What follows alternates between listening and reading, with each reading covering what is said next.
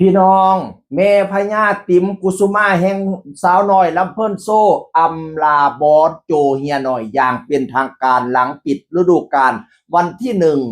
วันที่31พฤษภาคม2568ที่โรงเรียนบ้านแพงอำเภอโกสุมพิสัยจังหวัดมหาสารคามเพิ่นก็มาอำลายังถูกต้องทำนองคล้องทำไปมาล่าไหวพี่น้องเอ่ยก่อนหน้านี้ก็บ่ชัดเจนปานใดเนาะมีแต่ข่าวแว่วๆโอ้ยแม่ติ๋มสิลงบ่นอแม่ติ๋มสิลงบ่นอเพราะว่าจากชื่อเพจเดิมติ๋มกุสุมาสาวน้อยลำเพลินโซคุณแม่ตัดคำว่าสาวน้อยลำเพลินโซออกก็เลยเป็นปริศนาว่าคุณแม่ติ๋มจะลงไม่ลงแล้วบางคนกลับไปเห็นแม่ติ๋มหัดทองล่ำก่อนก่อนล่ำขอนแก่นแบบเก่าๆเพราะว่าแต่ก่อนอีแม่เป็นล่ำเลียงต่อก่อนหลังจากนั้นก็มาอยู่กับบอโจมาเป็นหมอลำเพิ่นอยู่4 ปี4ฤดูกาลพี่น้องเอ่ยตอนแรกอยู่สาวน้อยเพชรบ้านแพงแล้วก็มาอยู่สาวน้อยลำเพิ่นโซปีนี้ครบสัญญาพอดีก็เลยมาลาบอสโจและเฮียหน่อยพี่น้องเอ่ยแม่ติ๋มแล้วก็มาโพสต์ไว้จังซี่ล่ะจากใจแม่ติ๋มก่อนอื่นต้องขอบคุณบอสโจซ่อนุชแม่สุภาพเฮียหน่อยผู้บริหารสาวน้อยลำเพิ่นโซทุกคนที่ให้โอกาสแม่ติ๋มได้มายืนบนเวทีอันสูงเกียรติทั้งสาวน้อยเพชรบ้านแพงและสาวน้อยลำเพิ่นโซ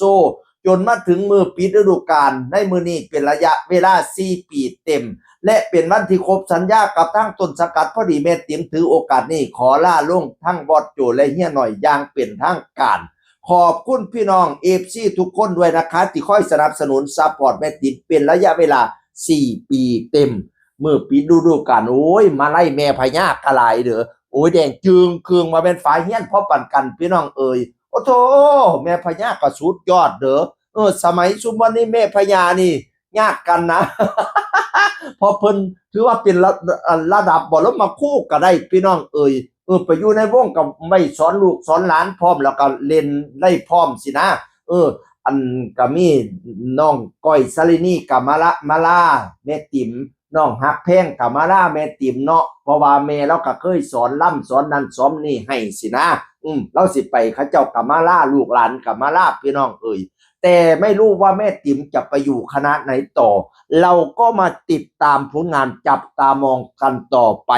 คอยว่าน่าสิไปอยู่บ่ลำเลียงต่อก่อนนี่เนาะเพราะว่าเราซ้อมลำขอนแก่น ต้องไปรับเลี้ยง